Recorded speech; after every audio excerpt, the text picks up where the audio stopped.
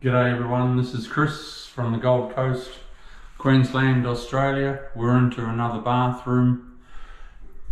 I waterproofed it yesterday and we're just doing the bed this morning.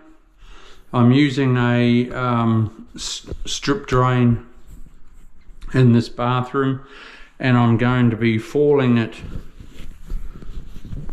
from here, from that aluminium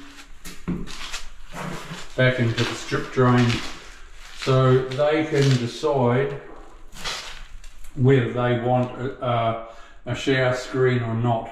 They don't have to. It'll have to go about there, which misses the light or the switch, but they don't actually need a shower screen, which is so cool because you've got less cleaning, less everything. The water, once I've screeded it, will not come past this aluminium. So what I've done is a third coat in my shower base, which acts as my slurry, like I always do. I'm just popping down some rough mud over the wet waterproof so it sticks before it dries, and we're home and hose. So I'll set up my strip drain shortly. You'll see as we get further along, my strip drain will be going in there like that, and then I'll be tilting my tiles from the end of the strip drain to nothing. So that's all going to be tilted up, that tilted up, and this falling down to there.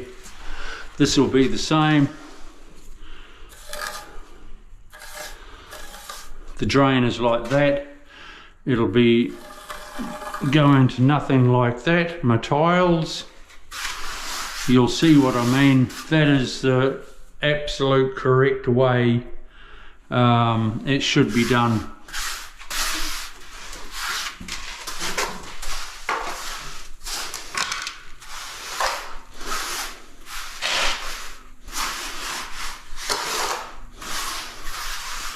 I've got to silicone in that aluminium yet. I've got to cut it to length. Here, this is a toilet,